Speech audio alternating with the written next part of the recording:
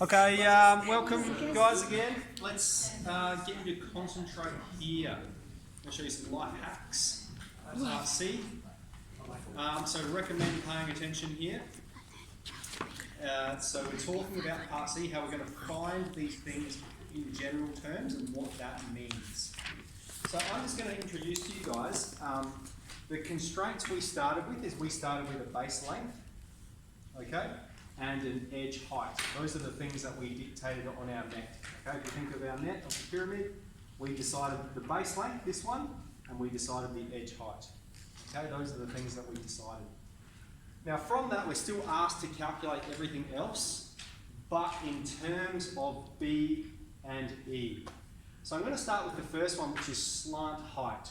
Okay, so if you think of your pyramid, slant height is this length here, isn't it? How long is it from the center of the first face to the peak? Okay, and the lengths we decided, that's E, the edge height, and we've got B for base length. So what we've got then is, like I've drawn up here, a triangle. We've actually got a right angled triangle, okay, where this is what we're trying to find. This is S, here's our 90-degree angle. This is E, and this is half of B. So I'm going to put 0.5B, okay? Because the whole base is the whole way along, but if we're putting it in a right angle triangle, we've only got half of B. Then just in terms of Pythagoras Theorem, all right? What we've got is E squared, excuse me, let's do it like this, S squared plus 0.5B squared, okay?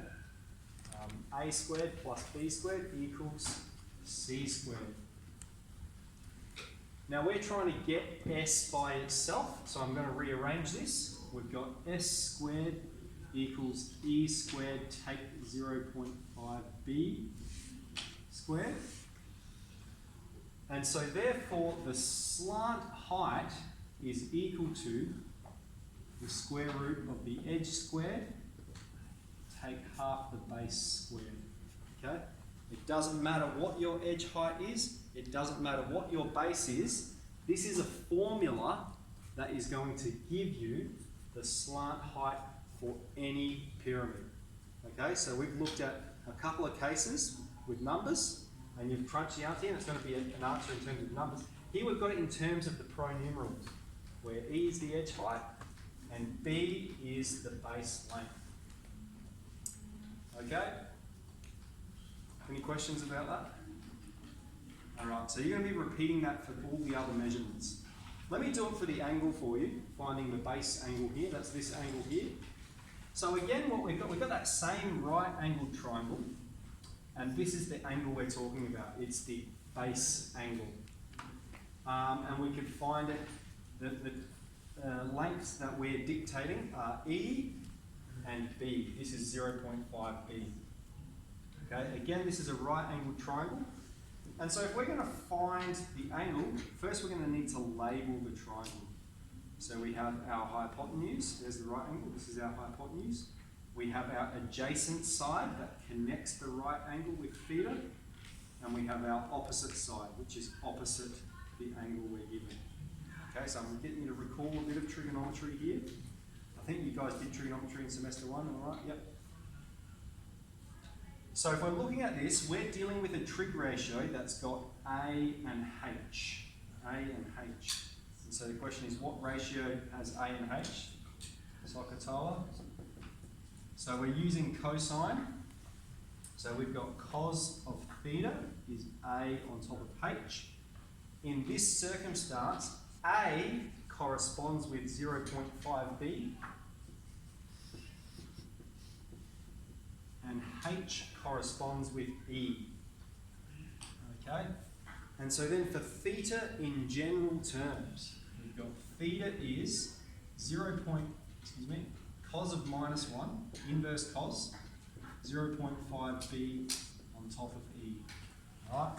Doesn't matter what your base length is, doesn't matter what your edge height is, this is going to give you that angle every single time. And so that's what we're doing in this process, is we're creating these formulas so that if you were to repeat it again, you could just put the numbers into this formula and it's going to solve all those lengths for you. you will be able to check if you've got the right answer. Well, firstly, by your draft, because I'll be able to have a look at it for you.